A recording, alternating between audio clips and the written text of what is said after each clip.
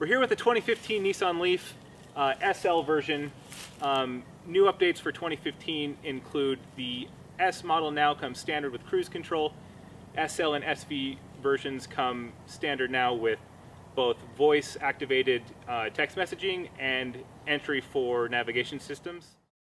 Would you like to access phone, navigation, zero emission, or car wings? So if you're taking a look at the 2015 Nissan Leaf trim levels, the base model S, you're going to be getting the Nissan Intelligent Key, which includes push-button start. You get heated front and rear seats, the 80 kilowatt electric motor, which obviously includes zero tailpipe emissions. You also get the Bluetooth hands-free phone system. If you step up to the SV version, you're going to get partially recycled seats. You get the Nissan Car Wings mobile application for iOS and Android. You get 17-inch alloy wheels, as well as the Nissan navigation system. You also get the 6.6 kilowatt onboard car charger. The Leaf has 3 drive positions: reverse, drive, and B mode. Nissan made reversing easy with their around view monitor by using 4 cameras mounted on the front and rear bumpers and under both side mirrors. This gives you an easy top view around the car, making sure you never bump, scratch, or crash into anything when backing up or parking your Leaf. To access reverse, you simply push left and forward on the shifter. To access D, you push left and down. To get to B mode, you push left and down again once in D mode. Moving forward in drive mode, you can harvest energy while braking. Small amounts of energy are also harvested when the car is coasting. But in B mode, you will still harvest while braking, but you will harvest more aggressively while the car is coasting. So we're now cruising freeway speeds, and I just got my first battery level is low warning on the Leaf, which apparently comes on at 13 miles of range. I'm currently down to 10, which is a little nerve-wracking. I should be just fine getting home as long as I pay attention to my driving habits and continue trying to build the little tree on the dash. So the good news is we made it home. About to throw it on the 120 volt wall charger at my house.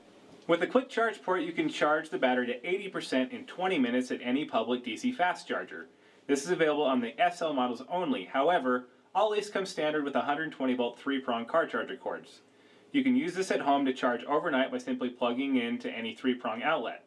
You'll see a ready light on the cord, and up to 3 lights will appear on your dash, giving you a quick view of your charge status even from outside the car.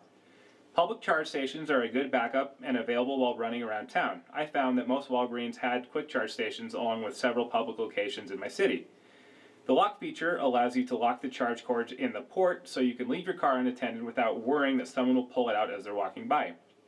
Your Leaf will also help you find nearby charge stations with a quick touch of a button on the steering wheel, and can even set it as the navigation point. If you're charging overnight at home, you can also use the Nissan Car Wings app, which will allow you to set the car to begin heating before you get in it. Admittedly, when I first started driving the Leaf, range anxiety was a huge factor. However, Nissan helps you get over this fear by giving you trees on your upper dash that you focus on building while driving economically. This means slower accelerations, coasting more often, and brake harvesting when possible. By keeping an eye on the trees you build, you can build up to 5. You will have to charge less often and experience slower range depletion. So I had the 2015 Nissan Leaf for a week. When I first got the car, I was very nervous about the range. I was afraid I was going to run out of battery on the middle of the freeway and have no idea what to do.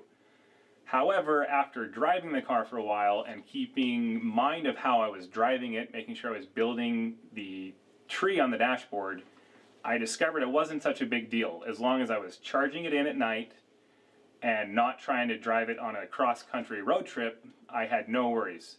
I loved a few things in the car. One being the linear torque band. I could be getting off the line at a stoplight, I could be driving 70 on the freeway. If I needed power to get around someone or to avoid an obstacle, I just put my foot down and I was going. I didn't need to wait for the car to shift down. I had instant power, and that was amazing. Additionally from that, I loved feeling like I was a part of new technology, like I was a new adopter.